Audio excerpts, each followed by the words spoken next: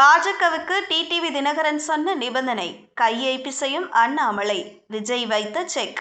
NDA கூட்டணியில் இணைவதற்கு கடந்த சில மாதங்களாக பாஜக தரப்பில் டிடிவி தினகரனுடன் பேச்சுவார்த்தை நடத்தப்பட்டு வந்த நிலையில், தற்போது அமமுக தரப்பில் சில நிபந்தனைகள் போடப்பட்டது தெரியவந்துள்ளது. இதனால் டிடிவி தினகரன் கிட்டத்தட்ட விஜய் பக்கம் செல்வது உறுதியாகி இருப்பதாக பார்க்கப்படுகிறது.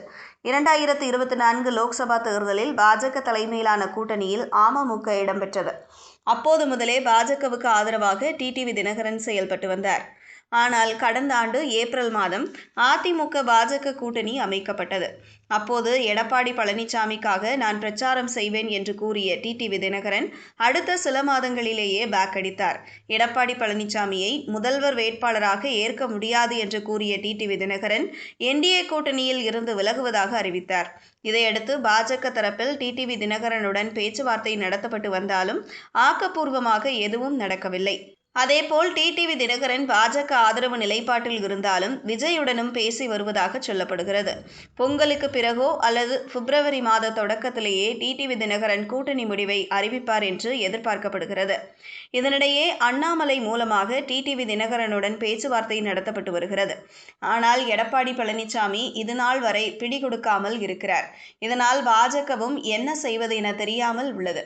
இதனிடையே அமமுக பொதுச் செயலாளர் டிடிவி தினகரன் திடீரென எந்த கூட்டணியில் இடம்பெற்றாலும் ஆண்டிப்பட்டி தொகுதியில் அமமுகவே போட்டியிடும் என்று அறிவித்தார்.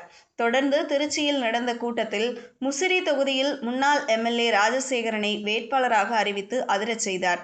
இது என்டிஏ கூட்டணியிலும் சலசலப்பை ஏற்படுத்தியிருக்கிறது. இதனால் பாஜக தரப்பில் பேச்சுவார்த்தை நடத்துவோரிடம் அமமுக கேட்கும் தொகுதிகள் கொடுத்தால் மட்டுமே என்டிஏ கூட்டணியில் இணைவோம் என்று டிடிவி தினகரன் நிபந்தனை விதித்திருப்பது தெரியவந்துள்ளது. இதனால் டிடிவி தினகரனை எப்படி சமாளிப்பது என்று பாஜக தலைமையும் ஆலோசித்து வருகிறது. இதனால் டிடிவி தினகரன் விஜய் பக்கம் செல்வது கிட்டத்தட்ட உறுதியாகி இருப்பதாக பார்க்கப்படுகிறது. ஏனென்றால் தாவேகவால் மட்டுமே டிடிவி தினகரன் எதிர்பார்க்கும் தொகுதிகளை கொடுக்க முடியும். ஏற்கனவே செங்கோட்டையன் மூலமாக விஜய் தரப்பு அமமுக மற்றும் ஓபிஎஸ் ஆகியோருடன் கூட்டணியை பேச்சுவார்த்தையை நடத்தி வருகிறது. இதனால் பொங்கலுக்கு பின் விஜய் டிடிவி தினகரனை ஒரே மேடையில் பார்க்கலாம் என்று கணிக்கப்படுகிறது.